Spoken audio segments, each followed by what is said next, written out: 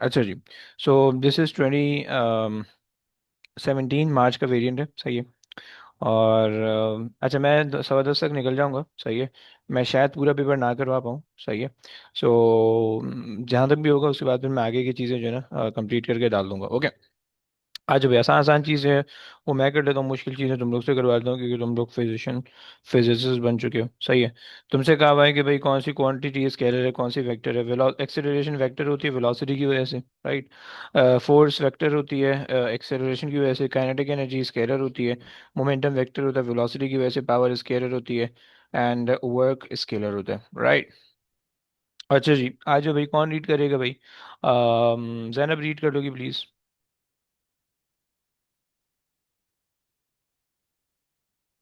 Zainab Okay. Available? Okay. A floating sphere is attached by a cable to the bottom of a river as shown in figure. The uh, the sphere is in equilibrium with the cable at an angle of 75 degrees to the horizontal. Assume that the force on the sphere due to the water flow is in the horizontal direction. The radius of the sphere is 23 centimeters. The sphere is solid and is made from material density 82. Show that the weight of the sphere is 41 newtons. अच्छा जी। Show that बोल रहा है यार, तो show that का मतलब होता है कि तुम्हें जो है ना थोड़ी सी टेंशन लेनी है उस क्वेश्चन में, ओके। सो क्या करना चाहिए हमें? इन्होंने डेंसिटी हमें दे रखी है and they are asking for the weight, तो हम डेंसिटी मास वॉल्यूम वेट के थ्रू निकाल लें, क्या कहती हूँ? अगर हम कह जी दें density is equal to mass upon volume, सही है। एंड अब देखो शो दैट है, so you have to show every equation, okay. So 82 is the density, mass divided by, so we know that volume of a sphere, या तुम इसको इस तरह से लिख लो, volume of a sphere is equals to 4 over 3 pi r cube, okay. Then 4 over 3 pi and r is going to be, क्या हो रहा है? r is going to be कितना हो जाएगा भाई? 23 0.23 क्यूब कर दो भाई, क्यूब कर दो। सही, वॉल्यूम आ जाएगा यहाँ पे, मल्टीप्लाई कर लो आप, सही है। मल्टीप्लाई बाय द वॉल्यूम, सही है। मास आ जाएगा। जैनब कितना आता है?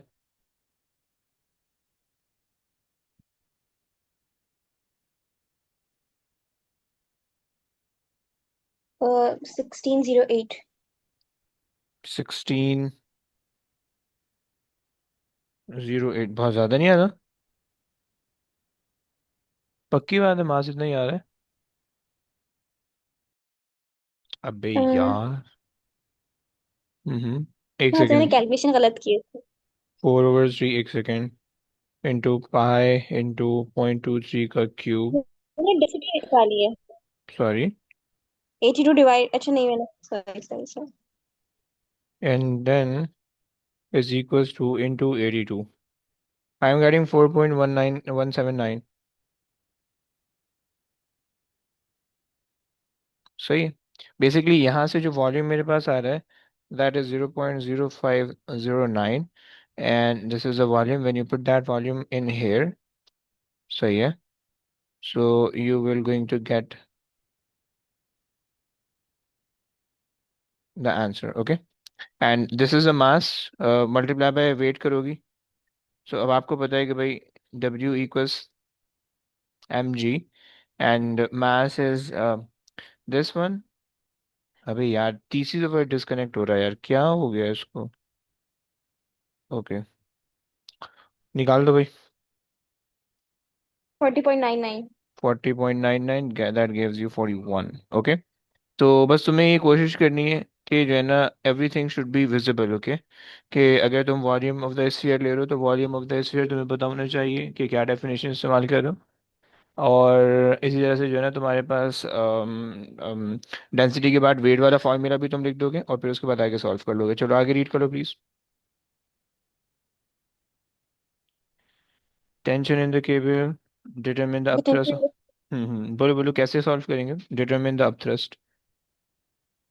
अच्छा, वेट हम इन्होंने पहले बता दिया है। पहले उसका तो वो फोर्सेस आप बता दोगी, सही है। वेट इन्होंने बता दिया 41 न्यूटन, सही है।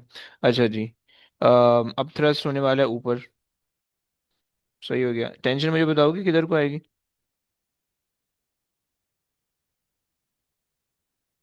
टेंशन की ये डायरेक्शन होने वाली है, राइट? सही है, टेंशन की ये डायरेक्शन होने वाली है। ओके।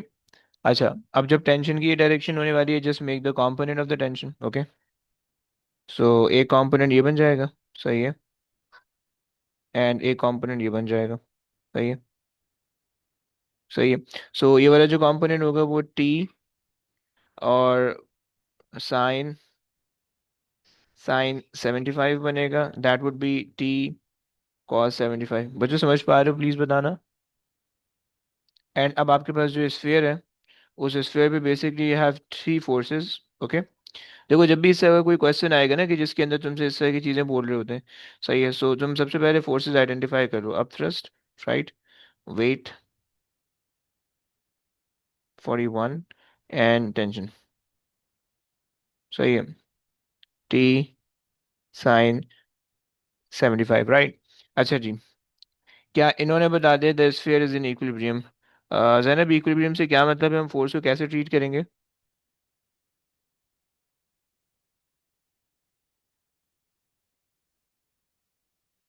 हाँ जी। है। सॉरी, आपका क्वेश्चन क्या था? मैं पूछ रहा हूँ कि इक्विलिब्रियम पे अगर स्फीयर है तो हम फोर्सेस को किस तरह से ट्रीट करेंगे? हम जैसे इक्वेट करेंगे इन Upward forces should be equal to downward forces, leftward forces should be equal to rightward forces, right? Because equilibrium पे resultant force जीरो होती है, ऐसे ही पता है ना आपको? सही है। सो आपने कहा कि भाई जी resultant force is zero. So upthrust minus weight minus T sine 75 should be equal to zero, right? So upthrust is equals to weight आ गया 41 plus T is 290 साइन 75, कितना निकलता है bro?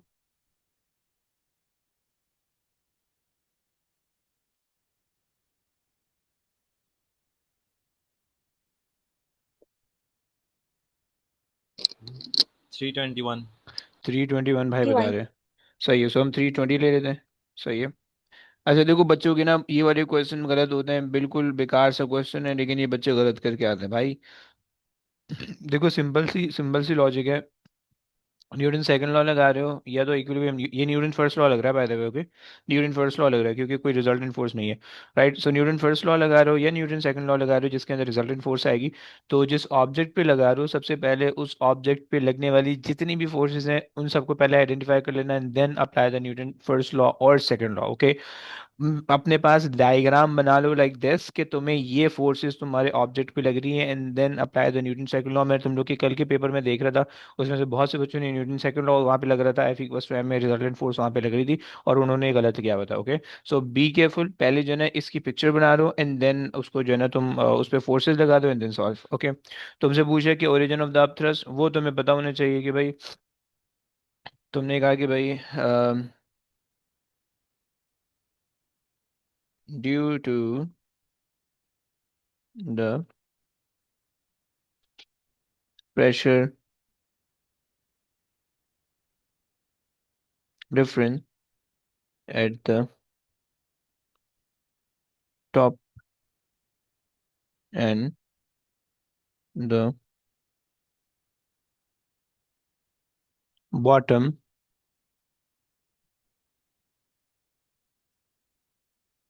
bottom of the sphere, right?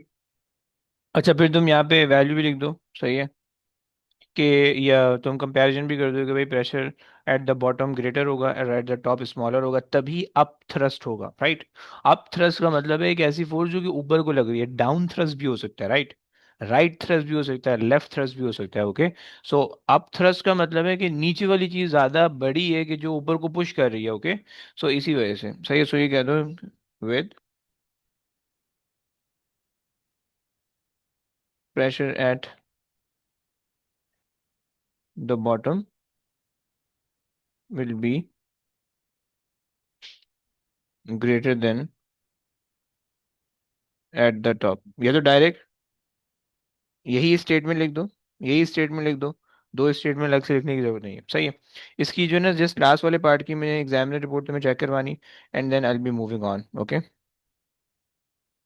Question first का last part है, देखो। अच्छा ये चलो सेकंड लास्ट भी देख लो कि the vertical component of the tension in the cable was usually calculated correctly. Many candidates did not realize that also needed to take into account the weight of the sphere in order to calculate the final upthrust. Okay, fine.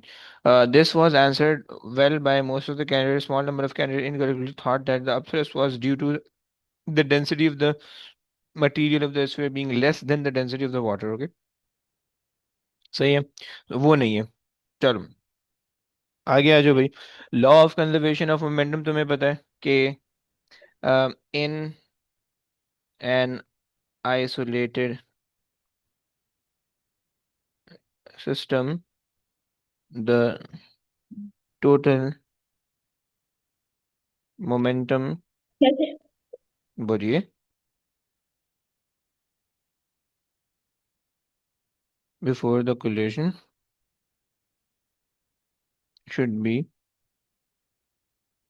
equal to the total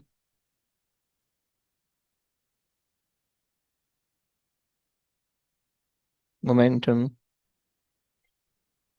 after the collision। Okay, चलो जी आगे आ जाओ। कौन read करेगा भाई? मूसा करेगा, मूसा बेटा read कर लेगा please.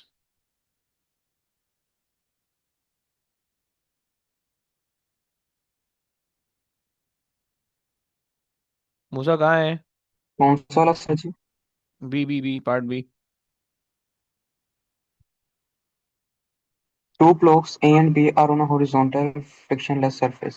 The blocks are joined together by a spring as shown in figure 2.1. Block A has a mass of 4 kg and block B has a mass of 6 kg. The variation of tension F will नीचे गया और सही है जनाब। अच्छा, यहाँ पे अब टेंशन, अब ये बता दो सबसे पहले कि इसका ग्रेडियंट क्या बताएगा और इसका एरिया क्या बताएगा।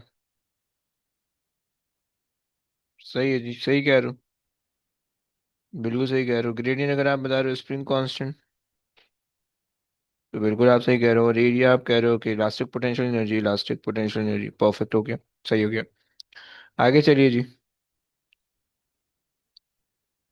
बल्कि एक काम करते हैं, ये मूसा से नहीं करवाते हैं, ये इब्तिसाम से कर लेते हैं। इब्तिसाम बेटा रीड कर ले यार, ये उन लोग ने पढ़ा बनी है अभी, उन लोग के एक दो चैप्टर बाकी है, उसमें भी बाकी है। इब्तिसाम रीड कर लो यार।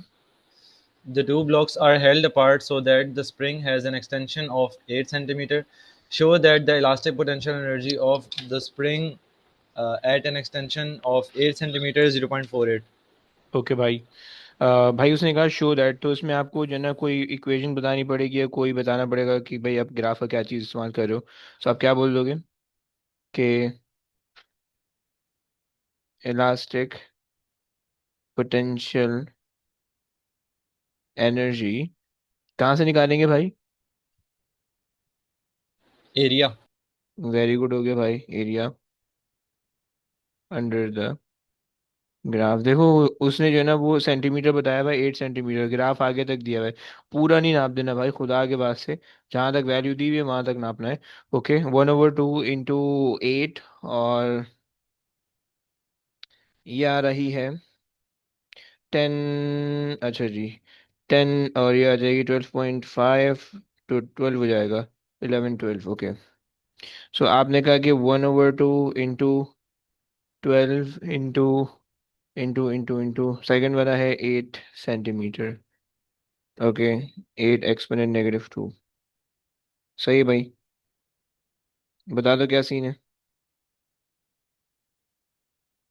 um, 6 हो गया, 48 हो गया, 48, 0.48, 0.48. चलो परफेक्ट है। आगे आ जाओ भाई। The blocks are released from rest at the same instant. When the extension of the spring becomes zero, block A has a speed of VA and the block B has a speed of VB. For the instant, when the extension of the spring becomes zero, use the conservation of momentum to show that kinetic energy of block A upon kinetic energy of block B is equal to 1.5. देखो बदतमीजी शुरू कर दी इन्होंने, देखो फौरन free हो गई है तुम्हारे साथ। सही है। ऊपर कहा कि law of conservation of momentum इस्तेमाल करो, नीचे एनर्जी नाप रहे हैं। सही है, गलत बोल रहे हैं ना? क्या करोगे भाई?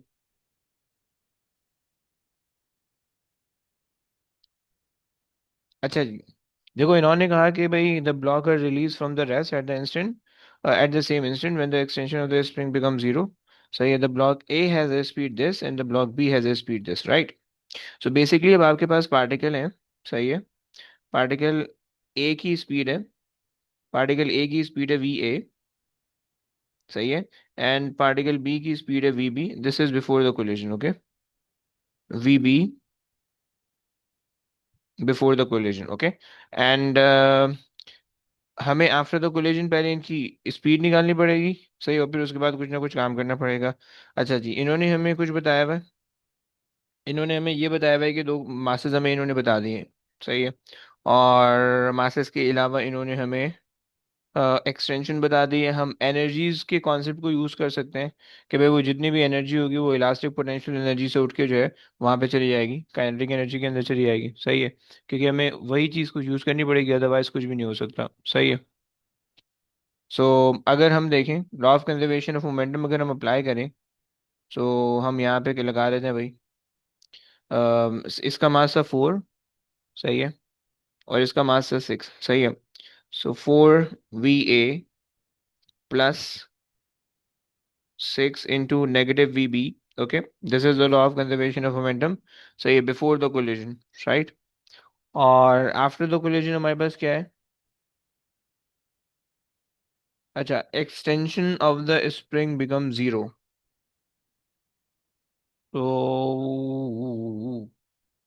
तो क्या हम जो है, क्या हम kinetic energy of block A और kinetic energy of block B,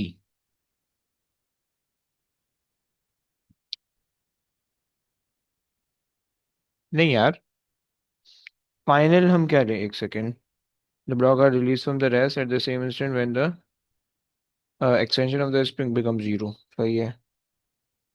और इसकी स्पीड ये है for the instant when the extension of the spring become zero. Law of conservation of momentum हमने यूज कर लिया, इनिशियल मोमेंटम तो हमारे पास आ गया।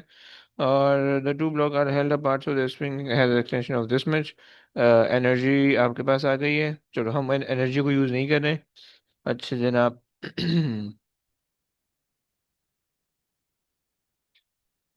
when the energy becomes zero. सही है।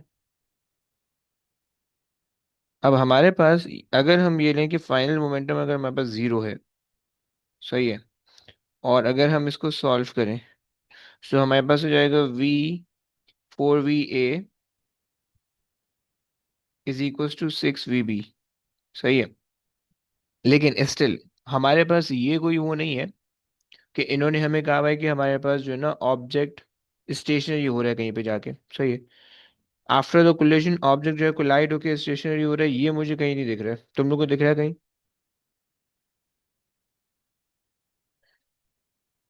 जब एक्सटेंशन जीरो होगी तो काइनेटिक एनर्जी जो होगी, इलास्टिक पोटेंशियल एनर्जी जीरो हो जाएगी, और जो है वो ब्लॉक अपनी काइनेटिक एनर्जी गेन कर लेगा। काइनेटिक एनर्जी जो है वो, okay.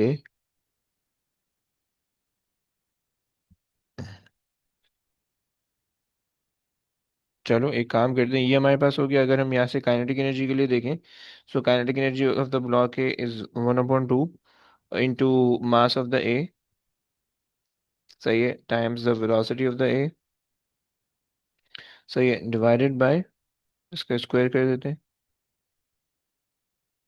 1/2 into mass of the B times the velocity of the B, और इसका भी स्क्वायर कर देते हैं। सही है। अच्छा जी, 1/2 से 1/2 कैंसिल कर दोगे, ऊपर जो है वो 4 है, नीचे आ रहा है 6। सही है। और वेलोसिटी ऑफ ए और वेलोसिटी ऑफ बी तुम्हें निकालनी है। सो वी ए तुम्हें पता चल रहा है 6 VB/4।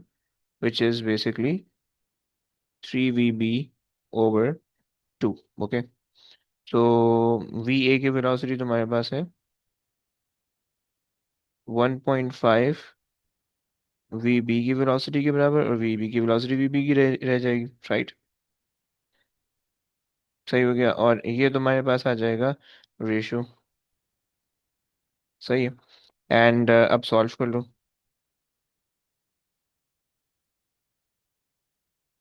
सही है, तो कितना आता है भाई?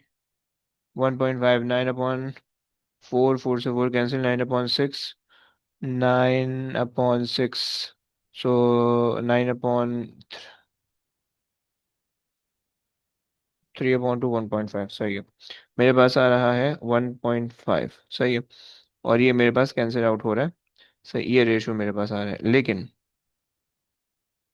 इसमें मैंने ये लिया है। अच्छा, एक काम करते हैं, एक चीज़ चेक करनी है मुझे, तो राजू चेक करते हैं पहले, एग्जामिनर रिपोर्ट से चेक करते हैं।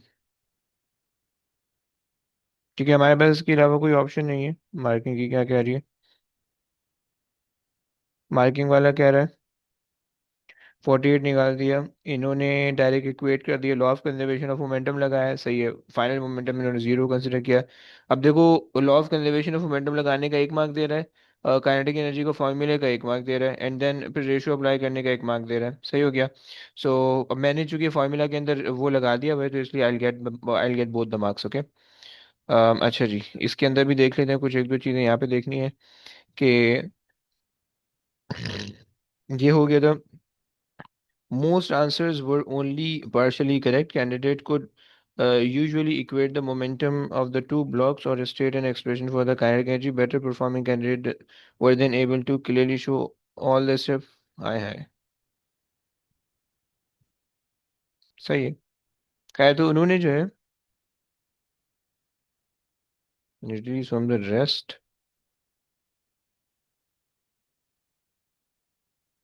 सही है, फिर अब हमारे पास ये एक ऑप्शन बच रहा है कि हम जो है इस इन दो चीज़ों को कंसिडर करें। हम जो है वो इन दो चीज़ों को कंसिडर करें कि एक हमारे पास जो है, अगर तो हमारे पास रेस्ट है, सही है, सो इनिशियल मोमेंटम हम जीरो ले लेते हैं। सही है, और फिर हमारे पास ये फाइनल मोमेंटम आ जाएगा। सही है, यानी जब स्प्रिंग एक्सटेंडेड फॉर्म में है, सो वो हमारे पास जो है इनिशियल कंडीशन हो जाएगी, और फिर उसके बाद जो है ना फाइनल कंडीशन में ये वेलोसिटी आ जाएगी। सही है, तो बस आप ये एक कॉन्सेप्ट लेके आगे, बस ये 1.2 बन सकता है। सही है, चलो 1.5 बन सकता है। सही हो गया, चलो जी, आगे आ जाओ, जरा आगे रीड कर लो प्लीज, इतना हम आगे चल रहे भाई। Use the information in B part 1 and B part 2 to determine the kinetic energy of block A. It may be assumed that the spring has negligible kinetic energy and that air resistance is negligible. अच्छा जी,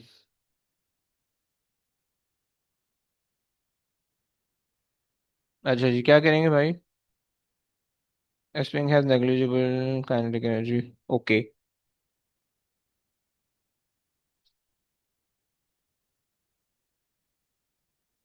block ए की kinetic energy चाहिए। Basically जो initial elastic potential energy आपने निकाली है, वो elastic potential energy किन दो चीज़ों की है? वो इलास्टिक पोटेंशियल एनर्जी जो है वो बेसिकली सारी की सारी कन्वर्ट होगी kinetic energy of both the particles. Okay, kinetic energy of A and the kinetic energy of B, right. क्यों? क्योंकि इसने कहा हुआ है कि भाई हम जो है, स्प्रिंग की कोई काइनेटिक एनर्जी नहीं है। सही, एयर रेजिस्टेंस इज नेग्लिजिबल, तो कोई लॉसेस नहीं है। So basically they are saying कि भाई kinetic energy is conserve. Okay, so अगर हम ये कहें कि भाई elastic potential energy is equals to kinetic energy of the blocks. सही हो गया, अगर हम यूं कह दें, and then if we start working कि 0.48 is equals to the kinetic energy of A plus the kinetic energy of B. Okay, सही हो गया जी। अब जो है, we know that from the previous part, अगर तुम प्रीवियस पार्ट देखो, सो वी नो दैट कि kinetic energy of A, kinetic energy of A, अच्छा ये A is over the kinetic energy of B is basically equal to 1.5, right. So तुम यहाँ से क्या कह सकते हो? तुम यहाँ से कह सकते हो कि काइनेटिक एनर्जी ऑफ बी, अच्छा मुझे निकालना है काइनेटिक एनर्जी ऑफ ए निकालना है ना। अगर मैं ए सब्स्टिट्यूट करूंगा तो बी गायब हो जाएगा मेरा, तो मसला हो जाएगा उससे। So kinetic energy of A divided by 1.5 gives me the kinetic energy of B. Okay, सही है। एंड देन हम उसको उसमें सब्स्टिट्यूट कर देते हैं। So 0.48 equals kinetic energy of A plus kinetic energy of B में हमने ये पूरा उठा के डाल दिया। सही है, ये आ गया। ओके, एंड हमने सॉल्व कर लिया।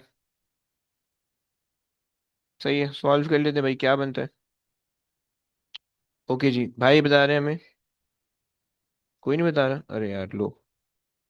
सो चलो भैया सॉल्व कर लो।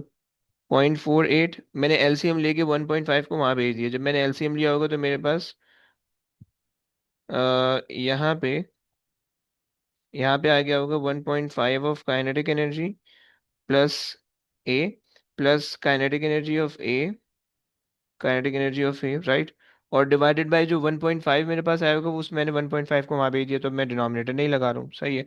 सो मेरे पास ये बन जाएगा 2.5, 2.5 of kinetic energy of A is equals to this whole thing, and then तुम इसको डिवाइड कर दो भाई, एक और दफा कर लो इसको। भाई निकाल दो प्लीज यार, आंसर निकाल दो। 2.5 is equals to kinetic energy of A। हाँ जी, कितना आंसर आता है भाई? 0.288। ओके, आप कह रहे हो 0.288, तो हम 0.29 कर लें अगर, तो भाई कोई मसला तो नहीं होगा। अच्छा भाई, ये समझ में आया, क्वेश्चन समझ में आया भाई? हाँ ना बोलो प्लीज। यस, किसी को क्वेश्चन समझ में आया? नहीं, नहीं आया भाई, वेरी गुड। क्या बता सकता हूँ भाई मैं? सर पूरा ही नहीं समझ आया। ओके, आई है ही। अच्छा जी, सो देखो सीन ये है, सीन ये है। अच्छा, पिछले वाला पार्ट समझ में आया भाई? जी वो तो आगे समझ। वो आ गया, सही है। हमने पिछले वाले पार्ट में, अबे यार ये कहाँ से आ रहा है यार?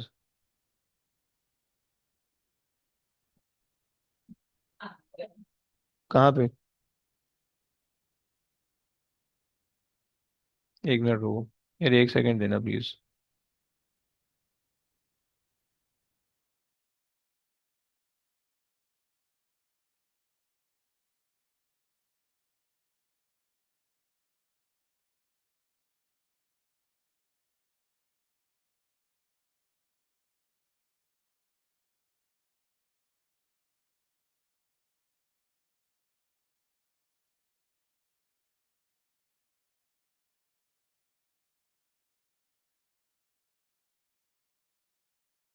आ जाओ भाई। सो अच्छा जी, यहाँ से दोबारा से सुन लो प्लीज। देखो सीन ये है कि हमने ये कहा कि भाई जो हमारे पास एनर्जी थी, सही है, हमारे पास सीन ये हो रहा है, पहले law of conservation of energy को सोचो। तो हमारे पास सीन ये हो रहा है कि ये जो दो ब्लॉक हैं, सही है, ये दो ब्लॉक जब मूव करेंगे तो इनके अंदर होगी काइनेटिक एनर्जी, राइट। लेकिन चूंकि ये स्प्रिंग से कनेक्टेड है और स्प्रिंग स्ट्रेच है, तो बेसिकली इस स्प्रिंग के अंदर इलास्टिक पोटेंशियल एनर्जी होगी, राइट। सो जब लेट से तुमने ना इन दो ब्लॉक को पकड़ा, तुमने इसको यहाँ से पकड़ा और यूं खींचा, इसको यहाँ से पकड़ा और यूं खींचा, सही, तो स्प्रिंग स्ट्रेच हो गई, ये भी तुमने होल्ड करके रखा हुआ है, राइट, और स्प्रिंग स्ट्रेच है, सही है। तो जब स्प्रिंग स्ट्रेच है तो स्प्रिंग के अंदर इलास्टिक पोटेंशियल एनर्जी होगी, सही हो गया। जैसे ही तुम ब्लॉक को रिलीज करोगे तो स्प्रिंग की इलास्टिक पोटेंशियल एनर्जी कन्वर्ट होने लगेगी ब्लॉक की काइनेटिक एनर्जी के अंदर, सही हो गया। तो एनर्जी कन्वर्जन समझ में आ रहा है भाई इब्साम? एनर्जी कन्वर्जन समझ में आता है? यस। सही है, कि स्प्रिंग की जो इलास्टिक पोटेंशियल एनर्जी है वो ब्लॉक की काइनेटिक एनर्जी के अंदर जानी चाहिए, राइट। और कोई लॉसेस नहीं है, क्योंकि उसने क्वेश्चन के अंदर मेंशन किया हुआ है कि कोई रेजिस्टेंस नहीं है, कोई मतलब जो है ना, कोई स्प्रिंग के अंदर कोई काइनेटिक एनर्जी नहीं जा रही है। ओके, सो हमने कहा कि elastic potential energy of the spring will be converted into kinetic energy of the block, यानी kinetic energy of A and B. सही हो गया, यहाँ तक बात समझ में आई? अच्छा, प्रीवियस पार्ट में हमने उसने हमसे करवाया कि kinetic energy of A is basically kinetic energy of A over kinetic energy of B is equal to 1.5, right? So मैं अगर इस रेशियो को यूज करूं तो मैं ये कह सकता हूं कि भाई kinetic energy of A is equal to 1.5 times the kinetic energy of B, right? ऐसा कह सकता हूं भाई? सही हो गया? Yes. तो इस चीज को मैं यूज करके, सही है, इस चीज को मैं यूज करके, क्योंकि we are interested in kinetic energy of block A, right? So block B की एनर्जी को हमने रिमूव करना है ना। सो हमने क्या किया, हमने यहाँ से काइनेटिक एनर्जी ऑफ ए और काइनेटिक एनर्जी ऑफ बी थी, यहाँ से हमने जो है ना काइनेटिक एनर्जी ऑफ बी को सब्जेक्ट बनाया। सही है, in term of kinetic energy of A. और हमने यहाँ पे बी की जगह पे उसकी वैल्यू सब्स्टिट्यूट कर दी, ये वाली। भाई यहाँ तक समझ गया? जी। सही हो गया। एंड देन हमने जो है ना फिर उसको बस सिर्फ सिंप्लीफाई, यहाँ से ये यहाँ तक थोड़ा सा कॉमन वो था, थोड़ा सा डिफिकल्ट पार्ट था। यहाँ से आगे फिर मैथ्स है। सही, अभी मैंने क्या किया, एलसीएम लिया 1.5 और यहाँ पे भी 1.5 आ गया। सही है। तो फिर उसके बाद जो है डिनोमिनेटर सेम किया मैंने, 1.5 का डिनोमिनेटर कॉमन हो गया, यहाँ पे 1.5 के ई आ गया ए का, और प्लस काइनेटिक एनर्जी ऑफ ए आ गया, राइट? और इज इक्वल्स टू 0.48 आ गया। सही हो गया। इन दोनों को मैंने ऐड किया। अच्छा, 1.5 जब मैंने वहां भेजा तो ये इक्वेशन बन गई 1.5 into 0.48 is equals to 1.5 kinetic energy plus kinetic energy of A, right? And then मैंने भी उसको सॉल्व कर लिया, राइट? समझ गया भाई? परफेक्ट है। Yes. चलो आगे आ जाओ, आगे रीड कर लो। The block are released at time 0. On figure 2.3, sketch a graph to show how the momentum of block A varies with time t until the extension of the spring becomes 0. Numerical value of momentum and time are not required. अच्छा जी, क्या करेंगे भाई?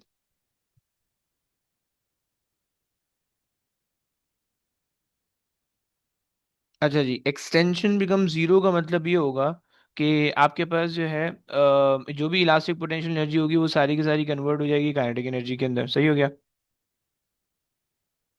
अच्छा जी, momentum है with respect to time है। सही, अब सबसे पहले तो हमें मोमेंटम और टाइम को रिलेट करना होगा, तब जाके हम कुछ बना पाएंगे। सही है।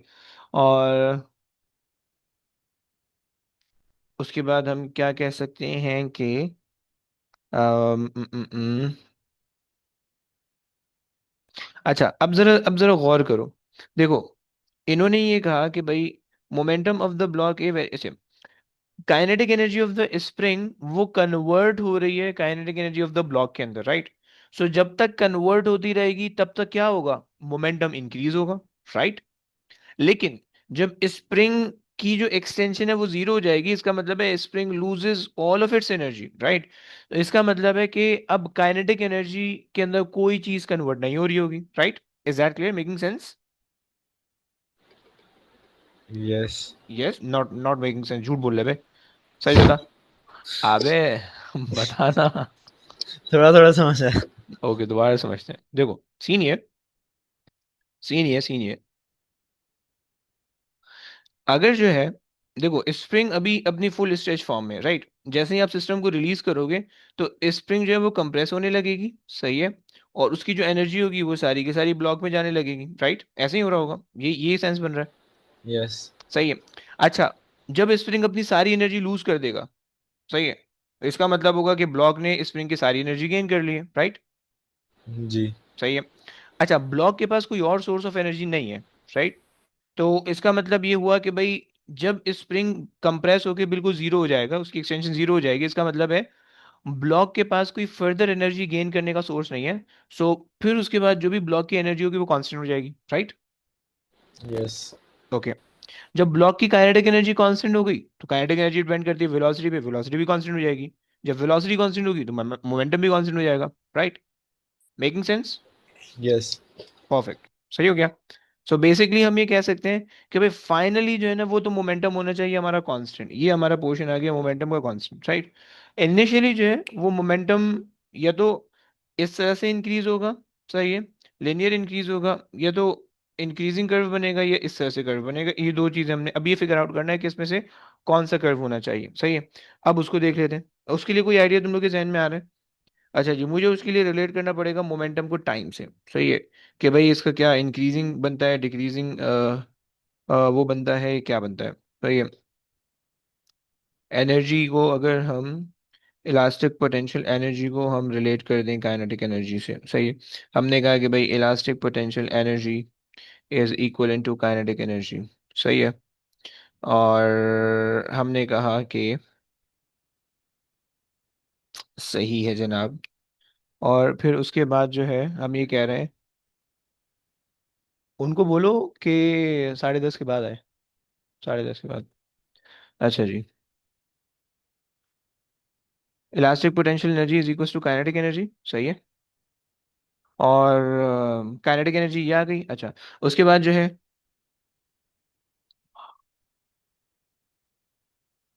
अच्छा काइनेटिक एनर्जी अगर हम इलास्टिक पोटेंशियल एनर्जी को कन्वर्ट कर दें किसी और फॉर्म में, ये क्या रिलेशन बनाए?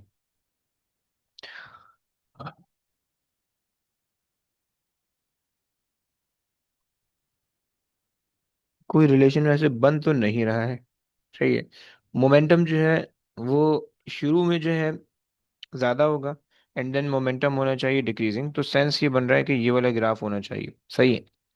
ये होना चाहिए, सही। उसकी एक्सप्लेनेशन मैं ये कह सकता हूँ कि भाई initially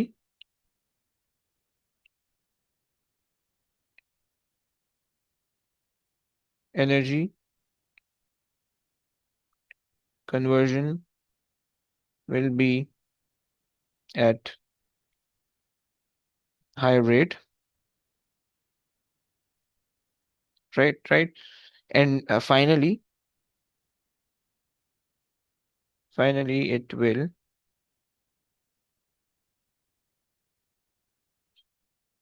decreases to zero, right? Rate decreases to zero, right? And momentum become constant, okay? Momentum become constant, okay? सही हो गया। मुझे इसकी इस इक्वेशन कोई समझ में नहीं आ रही कि मैं इसकी क्या इक्वेशन दूं, मेरे पास ध्यान में कोई बन नहीं रही, सही है। लेकिन ये सेंस बन रहा है कि भाई आहिस्ता आहिस्ता जो है इनिशियली जो है वो एनर्जी कन्वर्जन ज्यादा होगी। एनर्जी कन्वर्जन ज्यादा होने का मतलब है कि इनिशियली काइनेटिक एनर्जी ज्यादा होगी, मतलब ज्यादा तेजी से कन्वर्ट हो रही होगी इलास्टिक पोटेंशियल एनर्जी काइनेटिक के अंदर। एंड आगे जैसे जैसे आपका सिस्टम प्रोसीड करेगा, स्प्रिंग की एक्सटेंशन कम होगी, वैसे वैसे जो है वो आपकी kinetic energy conversion rate conversion जो है वो हल्की हो जाएगी, and then eventually it become zero, जैसे एक्सटेंशन जीरो हो जाएगी, right.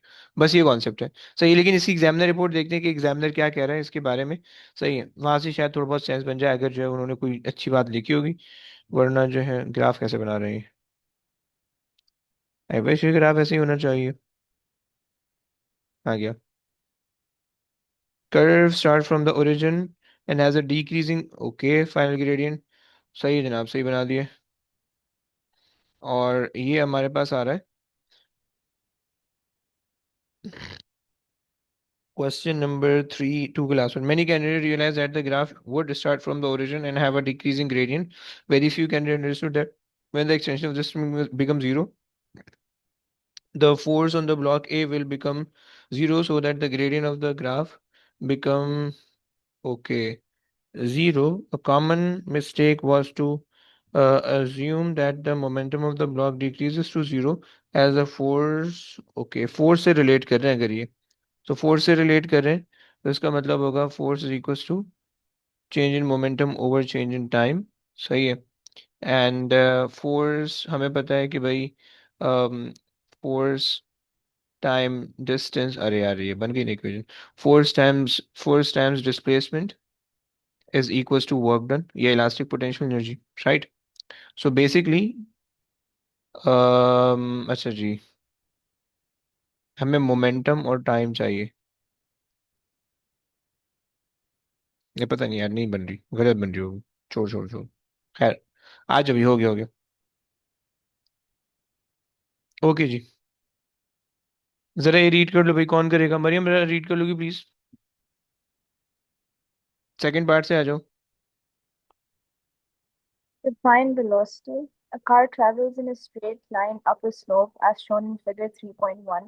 The car has a mass 850 kgs and travels with a constant speed of 9 meters per second, the car's engine exerts a force on the car of 2 kilonewtons up the slope. The resistive force Fd, due to friction and air resistance, opposes the motion of the car. The variation of Fd with speed v of the car is shown in figure 3.2. अच्छा एक बात बताओगी कि आपके पास उसने कहा हुआ है कि कांस्टेंट स्पीड है, अगर कांस्टेंट स्पीड है तो एक्सीलरेशन क्या होगी, रिजल्टेंट फोर्स क्या होगी, और चेंज इन काइनेटिक एनर्जी क्या होगी? जीरो, सारे जीरो। सब कुछ जीरो, वेरी गुड, सही हो गया। सही, ये तीन चीजें तुम्हें फौरन फौरन पता चलनी चाहिए कि अगर उससे कांस्टेंट स्पीड कहा हुआ है तो ये तीन चीजें तुम्हारे पास जो है स्ट्रेट अवे जीरो हो जाएंगी। परफेक्ट हो गया, आगे आ जाइए भाई। अच्छा जी, ग्राफ इसने हमें दिया हुआ है उसके फोर्सेस का। सही, अगर वैसे हम यहाँ पे फोर्सेस को मेंशन कर लें तो इन्होंने कहा हुआ है कांस्टेंट स्पीड से, सही है। एक फोर्स होगी जो कि इंजन प्रोवाइड कर रहा होगा, सही है, अप द इंक्लाइन प्लेन, सही है, जो कि इन्होंने कहा हुआ है द 2 किलो न्यूटन का, 2000 का, सही है। एक होगी हमारे पास ड्रैग फोर्स जो कि हमारे पास होगी F D, which we can find out from the graph. और एक होगा इसका वेट का डाउनवर्ड कंपोनेंट, ओके, वेट का इसका डाउनवर्ड कंपोनेंट होने वाला है जो कि होगा इसी डायरेक्शन में, सही है। And that will going to be 850 into 9.81। और अच्छा वैसे इन्होंने यहाँ पे कोई कंपोनेंट की वैल्यू नहीं दी हुई, वरना यहाँ पे हमारे पास होता कॉस, नहीं साइन होता, साइन थीटा, ओके। तुम्हें पता होना चाहिए कि जो है ना इस पे दो कंपोनेंट बनते हैं, ये वेट एक्चुअल होगा, सही है, एक कंपोनेंट ये होता है, सही है, और एक कंपोनेंट ये होता था, राइट। सो हम ये वाले कंपोनेंट की बात कर रहे हैं, सही हो गया, ये वाले कंपोनेंट की हम बात करें, ये एंगल होगा, जो भी एंगल यहाँ पे इंक्लाइन का एंगल होगा, सही, एंगल ऑफ इंक्लिनेशन जो भी होगा वो यहाँ पे होगा। खैर चलो, आ जाओ भाई आगे चलते हैं। अच्छा जी, फोर्स आपको दिए, वेलोसिटी दी हुई है, ओके जनाब, आगे आ जाइए प्लीज, आगे रीड कर लीजिए। Read and explain whether the car is in equilibrium as it moves up the slope. क्या कहेंगे आप? हाँ जी,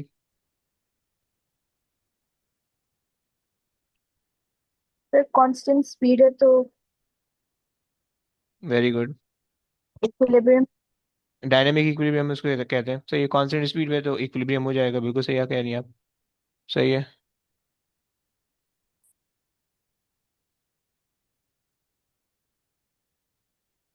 अच्छा जी, so since it is moving with a constant speed, okay, the resultant force will be zero and the acceleration will sorry and the car will be on the equilibrium, okay. चलिए भाई आगे आ जाइए। Consider the forces that act along the slope. Use data from figure 2 to determine the component of the car that acts down the slope. Okay जी, component हमें निकालना है, सही है। और हमने जो है, अच्छा एक काम ये कर लेते हैं, हम जरा अपनी गाड़ी को नीचे ले जाते हैं ताकि हम काम आराम से कर सकें। कॉपी, कम ऑन, कॉपी हो गई बस, सही है, काफ़ी है। और ओके, पेस्ट, सही है, ये हमारी गाड़ी आ गई, सही है। आपने कहा कि भाई गाड़ी जो है वो अपवर्ड जा रही है 2000 से, सही है। और आपने कहा कि भाई डाउनवर्ड रेजिस्टिव फोर्स हम निकाल सकते हैं, राइट, भाई हम निकाल सकते हैं ना, 9 वेलोसिटी है। सो अगर हम 9 की कॉरेस्पॉन्डिंग रीड कर लें तो ये आ रहा है ना, सो 0.4 kilo Newton, okay, so 0.4 kilo Newton, okay. And ये नहीं 400 आ जाएगा, सही, इंसान की तरह लिख देते हैं इसको 400, राइट। और component of the weight downward act कर रहा होगा, राइट, आपको पता है resultant force zero, resultant force is zero, right, सही है, या F resultant is equal to zero, सही है। सो आप कहते हो कि कोई 2000 minus 400 minus the component of the weight, सही है, इज इक्वल टू 0, राइट? सो ये हो जाएगा 1600 is equal to component of the wait. Okay Maryam, clear हो रहा है ना? पावर इसने कहा है शो कर दो, सही। क्या फॉर्मूला लगाएंगे आप? हाँ Force जी, into चलो फोर्स इंटू वेलोसिटी, आप ऐसा कह रही हैं, चलें अगर आप ऐसा कह रही हैं फाइन। सो फोर्स आपने कह दिया कि भाई फोर्स फोर्स फोर्स फोर्स हमारे पास है 200, 2000, सही है, 2000। ओके, और वेलोसिटी हमारे पास है 9, सही है, 9 2 18, सही है, और ये 1.8 एक्सपोनेंट 4 हो जाएगा। चलो ये भी हो गया, सही है। अच्छा जी, आगे आ जाइए please. car now travels along horizontal ground. The output power of the car is maintained at 1.8 into 10 to the power 4 watts. The variation of the resistive force Ft acting on the car is given in figure 3.2. Calculate the acceleration of the car when its speed is 15 meters per सही हो गया, हमने गाड़ी को लिया है plane root पे, लिया है प्लेन पे, लिया है हम गाड़ी को, सही। अच्छा जी, हमें लोगों को पता चल जाएगा कि भाई हमने जुगाड़ किया हुआ है, हमारी गाड़ी असल में सीधी रोड पे आई नहीं है, सही, लेकिन खैर हम मान लेते हैं। ओके, एक्सेलरेशन गाड़ी की दी हुई है 15, सही है। सो अब क्या लगा सकते हो भाई? Resultant force, resultant force equals to M A लगा सकते हैं हम, राइट? रिजल्टेंट फोर्स में हम, अच्छा जी, अब वेट का कंपोनेंट तो ऐड नहीं करेगा, क्योंकि वेट का कंपोनेंट सिर्फ उसके अंदर ऐड करता है जब आपका ऑब्जेक्ट जो है वो वर्टिकल मोशन में जा रहा होता है, सही है। Calculate the acceleration of the car when its speed, अच्छा, अगर स्पीड 15 है तो उस स्पीड की कॉरस्पॉन्डिंग हम देख लेते हैं कि भाई रेजिस्टिव फोर्स क्या आ रही है, सही हो गया। सो 0.6, 0.65, 0.66, ओके, यानी 660, okay. So at v equals to 15, the F D is 660, okay. सो हमें पता है कि रिजल्टेंट फोर्स हमें कैसे निकलेगी, forward force minus backward force, okay, यानी driving force and the resistive force, सही है, रेजिस्टिव फोर्स, सही है। So driving force minus the resistive force equals M A, okay. देखो ड्राइविंग फोर्स इन्होंने पावर की फॉर्म में दिया हुआ है, so power is equals to force times velocity, हम कर लेते हैं, सही है, यहाँ पे ले आओ। Power is equals to force time velocity हम कर लेते हैं, सही। पावर हमारे पास है 1.8 एक्सपोनेंट 4 डिवाइडेड बाय वेलोसिटी हमारे पास है 15, सही है। यहाँ से आ जाएगी फोर्स, राइट, निकाल दो ये फोर्स जितनी भी आ रही है, वो फोर्स ये चलो ऐसे ही रख लेते हैं। फॉरवर्ड फोर्स हमारे पास आ रही है 1.8 एक्सपोनेंट 4, सही है, डिवाइडेड बाय 15, सही है, माइनस रेजिस्टिव फोर्स हमारे पास आ रही है 660 इज इक्वल्स टू मास हमें दे रखा है 850, सही है। एक्सेलरेशन निकाल दोगे भाई आप, सही है,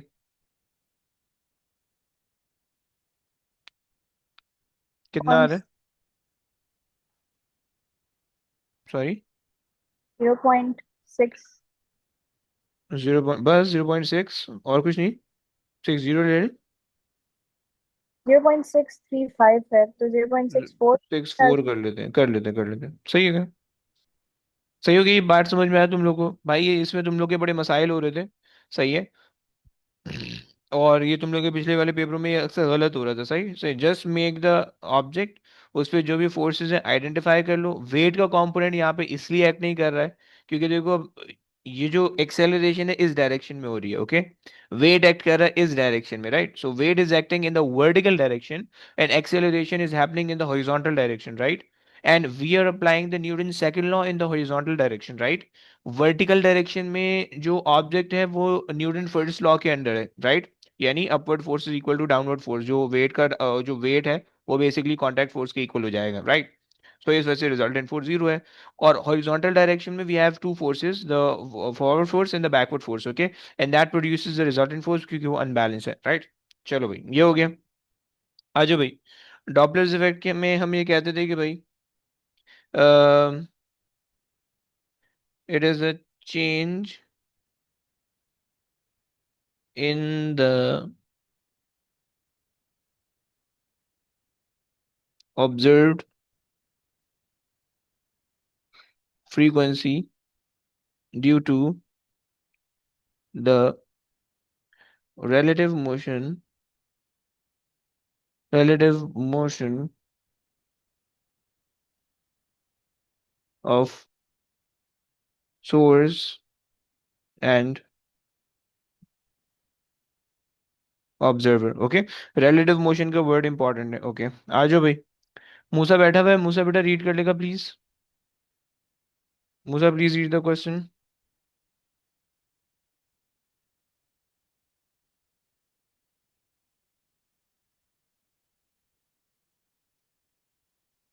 मूसा इतना टाइम लगाएगा तो कैसे काम चलेगा यार। Okay. A child sits on a rotate platform in a playground. The child moves with a constant speed along a circular path. An observer is standing along this. During one particular revolution, the child, moving at a speed of 7.5 meters per second, starts blowing a whistle at point P and stops blowing it at point Q on the circular path. The whistle emits sound of frequency 950 Hz. The speed of sound in air is 330 meters per second. Determine the maximum frequency of the sound heard by the distant observer. अच्छा जी। इन्होंने constant velocity दी हुई है, सही है जनाब। भाई maximum क्या नाम है, मूसा बता सकते हैं मैक्सिमम फ्रीक्वेंसी कब आती है? टुवर्ड जाते हुए आती है या वे पे आती है?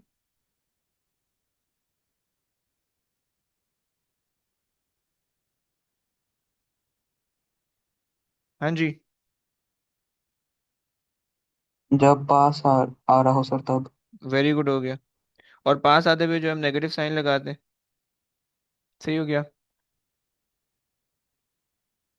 अच्छा जी, चलो ये हो गया। हमारे पास जो है ना, हमें स्पीड दी हुई है 330 डिवाइडेड बाय 330 माइनस 7.5 इंटू और 950। सही है, निकाल दो भाई। How much?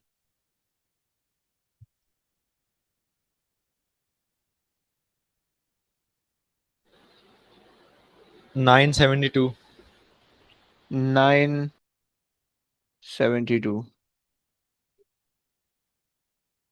ओके जी, आगे आ जाओ भाई, आगे रीड कर ले भाई।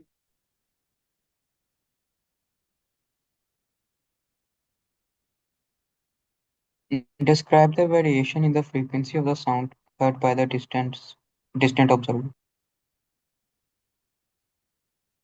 अच्छा जी, इसके अंदर अब आपको ये बात पता है कि भाई जब वो आपसे दूर जा रहा होगा और जब वो आपके करीब आ रहा होगा, सही है, तो आपको फ्रीक्वेंसी का चेंज दिख रहा होगा, फ्रीक्वेंसी के अंदर डिक्रीज और फ्रीक्वेंसी के अंदर इंक्रीज दिख रहा होगा, सही है। जब वो टूवर्ड आ रहा है, सही है, जब वो टूवर्ड आ रहा है यहाँ पे इस केस के अंदर मैक्सिमम फ्रीक्वेंसी होगी, राइट।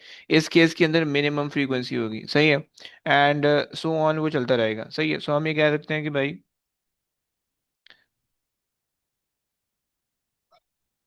फ्रीक्वेंसी विल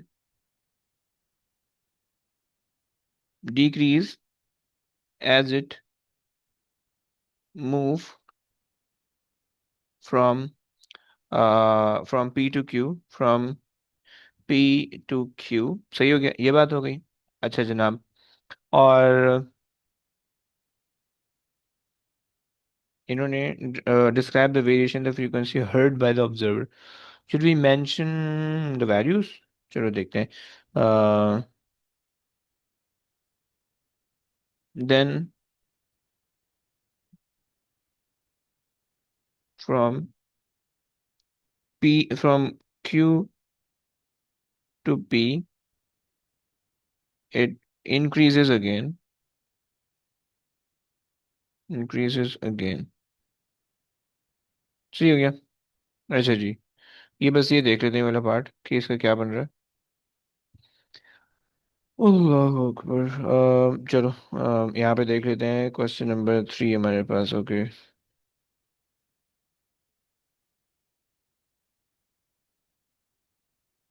अच्छा देख लो, ये डेफिनेशन देख लो तुम लोग। Answers needed to be precise, ये डॉपलर्स इफेक्ट की डेफिनेशन में कह रहा है। Answers needed to be precise, it was insufficient to vaguely refer to an object rather than to the source or to an observer। okay, सही हो गया। so change in the observant frequency due to the relative motion of the source and the observer। सही, object object मत कहना किसी भी इस definition के अंदर। सही। some candidate stated that the source was moving but did not mention that it was moving relative to the observer। okay, ये एक नंबर काट लेगा इसका। a common misconception was that the observed frequency depends on the distance between the source and the observer। okay, distance पे नहीं करता, speed पे करता है। okay, इसी वजह से तुम्हारे फॉर्मूला के अंदर स्पीड आ रहे होते हैं, speed of the observer. Right. And last वाला पोर्शन है, this was answered well by the better performing candidate। A common misconception was that the frequency of the sound heard by the observer would increase and then decrease।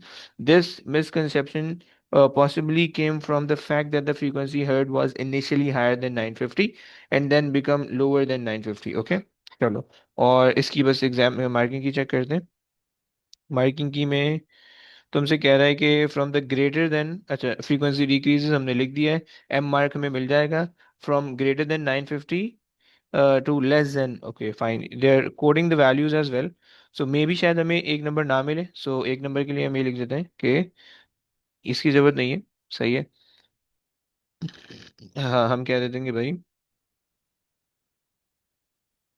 It change from 970 to the value lesser than 950। Okay, क्योंकि वो अबे जा रहा है। सही हो गया। अच्छा जी। अच्छा जी आ जाओ। अच्छा ये अपने सिलेबस में नहीं, इग्नोर कराओ। ओके। तुमसे कह रहा है कि the three register of the resistances are this, the total current and okay show that. Okay fine. देखो तुम्हें पता है कि तुम्हारे पास जो है ना रेजिस्टेंसेस R1 R2 R3 ये है। सही है। तुम्हें पता है कि भाई ये जो करंट होगा, this current will gonna be distribute in these three junctions. Right.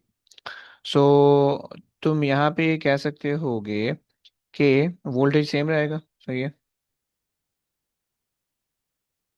Voltage remains the same, पहली बात। दूसरी चीज तुम्हारे पास ये रहेगी कि भाई if you use the current, तो आपके पास जो है ना,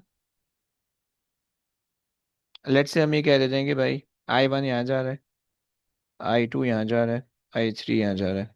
राइट। सो जो I होगा total current, that should be equal to I1 plus I2 plus I3। Okay. So ये तुम्हारे पास हो जाएगा। सही हो गया। And this is the Kirchhoff current law. Okay. So ये बात हो गई। अब उसके बाद जो है तुम यूज कर लो कि ओम्स लॉ यूज कर लो। For every resistance is right the Ohm's law for every value for every resistance. So V is equals to I1 R1। सही है। V is equals to I2 R2। सही है। V is equals to I3 R3। सही है। And अच्छा जी, और total volt total जो होगा, V is equals to current in the battery which is I and R total. Okay. And अब आप जो हो आई की जगह पे सारी चीजें रख दो। सही है। सो आई की जगह पे आ जाएगा V over R total is equals to V over R1 plus V over R2 V over R3। okay, just take V common and cancel all of the things out, and you will get R is equals to 1 over R1, 1 over R2 plus 1 over R3। right, and this is what you have shown। अच्छा जी। तुमसे कहा हुआ है कि electromotive battery of the electromotive force EMF this much internal resistance. Okay, connected to the resistor of 12 ohm। Okay okay fine.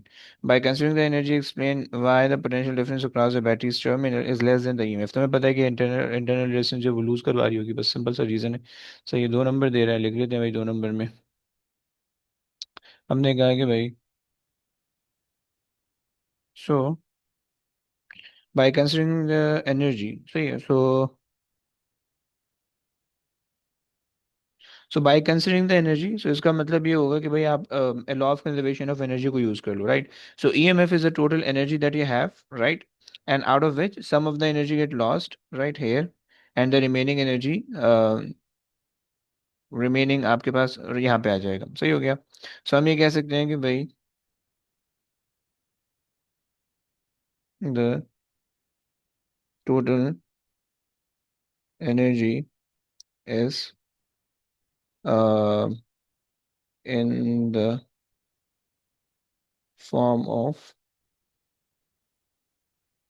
EMF of the battery. So yeah, out of which some get lost across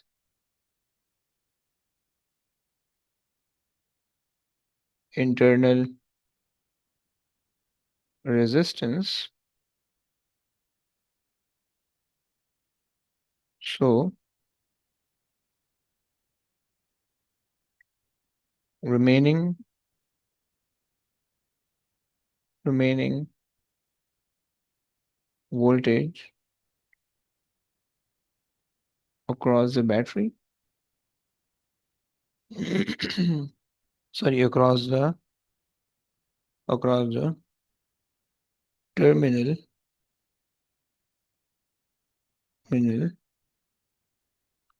will be lesser than the EMF. Okay.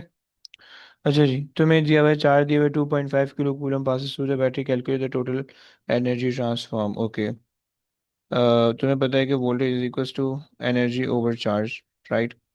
So voltage is 6 and energy charge है वो 2.5 exponent 3। So you will get energy यहाँ से, सही हो गया।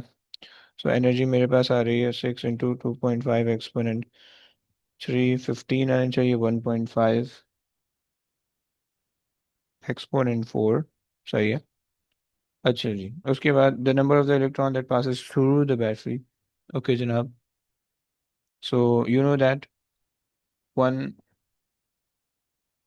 electron has a charge of 1.6 exponent negative 19 coulombs. Okay, and if you have 2.5 exponent 3 coulombs of charge, so how many electrons will be required for that?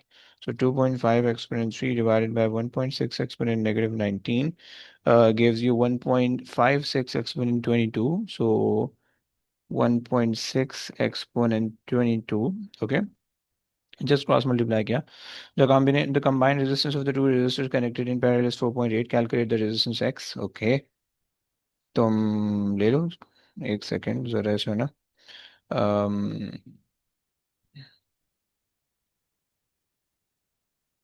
copy and paste,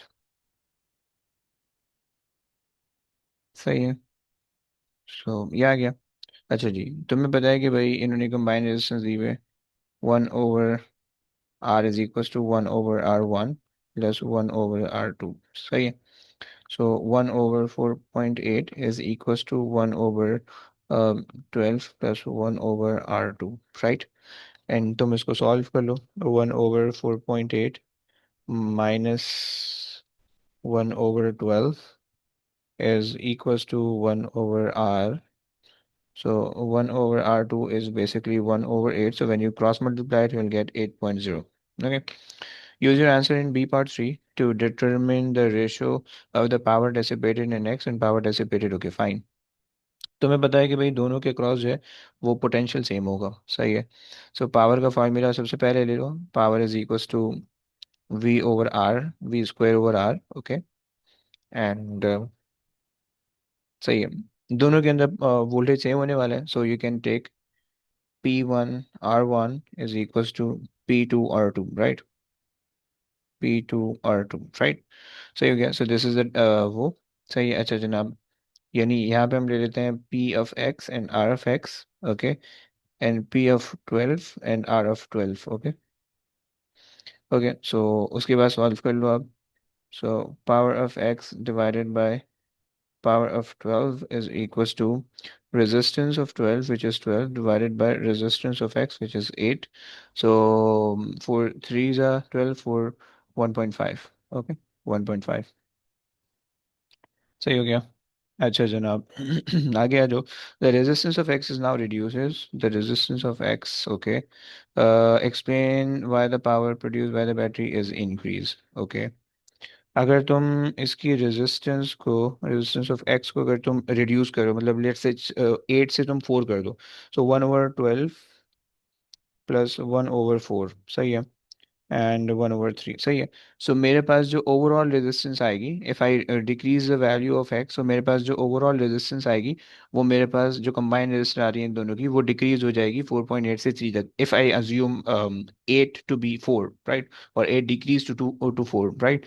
सो मेरे पास ये हो जाएगी कम, right, 3 आ जाएगी, सही है। और जब ये 3 होगी मेरे पास, तो इसका मतलब है रेजिस्टेंस कम हो जाएगी, रेजिस्टेंस कम होगी, वोल्टेज तो सेम रहेगा, रेजिस्टेंस कम होगी, करंट ज़्यादा हो जाएगा, करंट ज़्यादा होगा तो पावर डिसिपेशन ज़्यादा हो जाएगी, right. So reducing x will reduce the overall resistance resistance of the circuit। सही हो गया, ये बात हो गई। अच्छा जी, um, which causes the battery to generate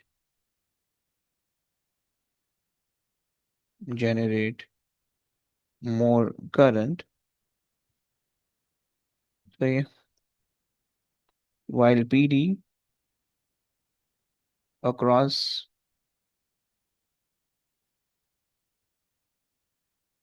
the resistors remain same, सही हो गया। So power dissipated increased, okay, चलो डन हो गया। लास्ट क्वेश्चन तुमसे कह रहा है कि बिस्मथ है, and alpha decay and gamma radiation से एमिट हो रहा है, set the number of proton 83, सही, and the number of neutron वो तुम कर लो, 12 212 माइनस 83 129, सही हो गया। अच्छा जी, the gamma radiation emitted from the nucleus has a wavelength of this much pico, frequency of the V equals to F lambda लगा लो, एफ लैम्डा, ओके। जो ये गामा रेडिएशन है इलेक्ट्रोमैग्नेटिक वेव है, so 3 exponent 8 divided by 3.8 exponent -12 gives you the frequency, so yeah, 3 exponent 8 divided by 3.8 exponent -12, okay, so you'll get 7.89, so 7.9 exponent 19, okay। तुमसे कह रहे हैं कि explain how a single beam of alpha and gamma may be separated into the beam of, अच्छा, alpha and, okay, basically electric fields आप वो कर सकते हो, but for now just ignore it क्योंकि अब सिलेबस में नहीं है, सही। Last part, the alpha particle emitted from the bismuth nucleus has an initial kinetic energy just means joule, okay, as alpha particle moves through the air it causes the removal of the electron from the atom, the alpha particle loses energy and it stopped, okay, loses energy and is stopped after removing this much amount of electron as it moves through the air, determine the energy in electron volt needed to remove one electron, okay। अच्छा जनाब, so the alpha particle emitted from the bismuth has an initial kinetic energy 9.3 exponent 13, ये जो है हमारे पास एक उसकी energy है, सही है, ये हमारे पास जो है एक अल्फा पार्टिकल की एनर्जी है, राइट, वन अल्फा पार्टिकल की, सही है। अच्छा जी, एंड इन्होंने कहा कि the alpha particle loses energy and it stop after removing this much amount of, so basically if I divide that energy by the number of the electron that it emits, तो उससे मुझे ये पता चल जाएगा, एक सेकेंड, तो उससे मुझे ये पता चल जाएगा ऐसा, so the value I am getting 9.3 exponent 13 divided by 1.8 exponent 5, so 5.16 exponent 6, सही है। तो इससे मुझे मुझे ये पता चल जाएगा कि भाई वन इलेक्ट्रॉन को इतनी एनर्जी रिक्वायर्ड थी, सही है। एंड अगर मैं इसको जो हूँ इलेक्ट्रॉन वोल्ट के अंदर कन्वर्ट कर लूँ, सही है।